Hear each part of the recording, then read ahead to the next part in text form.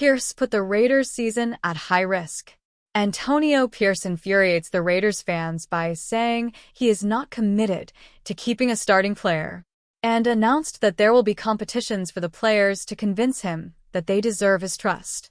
In the end, some say that Pierce made a choice that put the Raiders' entire season at risk. Subscribe to the channel and leave a like. The Raiders' QB situation is a mess. And sure, it's been that way all year, but it's especially messy now. After Gardner Minshew was benched for the second time in 5 weeks during Sunday's blowout loss to the Broncos, Antonio Pierce refused to commit to any of the starters during his post-game press conference. Then, earlier this week, Pierce announced that the Raiders would once again hold a quarterback competition during practice this week to determine who would start against the Steelers this weekend. Just 5 weeks after the team named Minshew the starter, they're back where they were in late July. It's less surprising than it is disappointing, especially as new details are emerging about the coaching staff's decision-making.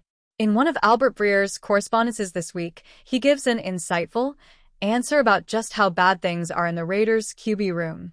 The Raiders are considering what to do at quarterback, and it's at least notable that there were coaches there who believed in August that Aidan O'Connell had passed over Gardner Minshew too at the position.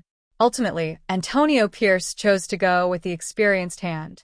But Vegas clearly sees O'Connell as very capable. That echoes other reports in recent weeks that suggest O'Connell more or less won the QB competition.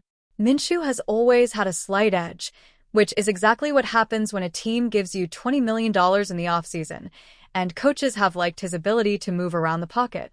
And assuming this is one of a half dozen or so in-game or midweek QB trades the Raiders will attempt between now and the end of the season, it's probably best for the collective sanity of all Raiders fans to get on board.